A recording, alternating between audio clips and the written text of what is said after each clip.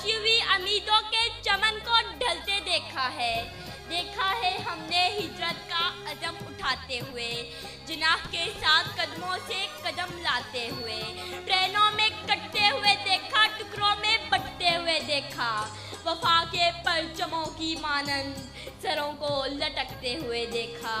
पर हम नहीं भागे, न हमारे अजदाद भागे थे।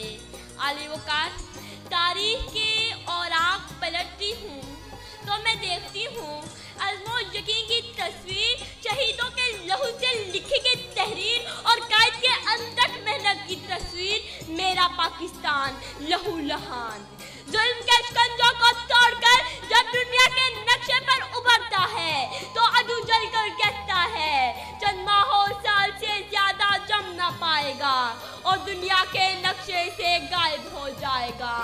पर उसे क्या मालूम, कायद का सिपाही थका नहीं, हारा नहीं, डटा हुआ है महाज पर और इस अज़्मो यकीन के साथ खूने दिल देकर निखारेंगे बरगे गुल, खूने दिल देकर निखारेंगे बरगे गुल।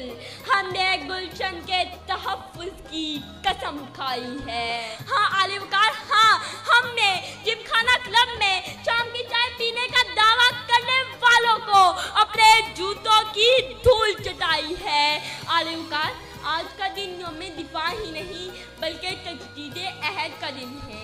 पुराने जख्म याद करवाने का दिन है, दुश्मन को उसकी औकात दिखाने का दिन है, क्योंकि हिंदू भनिया बहुत भुलक्कड़ हैं। आले वक़ार, ये भूल गया है मेजर सरवर शहीद को, राशिद मिन्हास को, एमएम आलम की फौजियों को कि जिसने एक ही मिनट में इसके 5 हथियारों को जमीन बोस कर दिया। ये भूल गया है मेजर अजीम भट्टी को, जान लालो को, कर्नल शेर खान को और चंद दिन पहले अभिनंदन के हाथ में पकड़े चाय के कप को।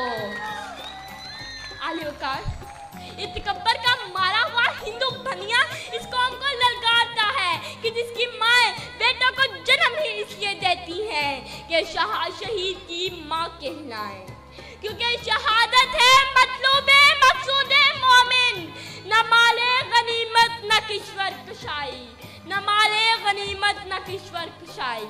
आज फिर शिद्दत पसंद हिंदू हिटलर बना फिरता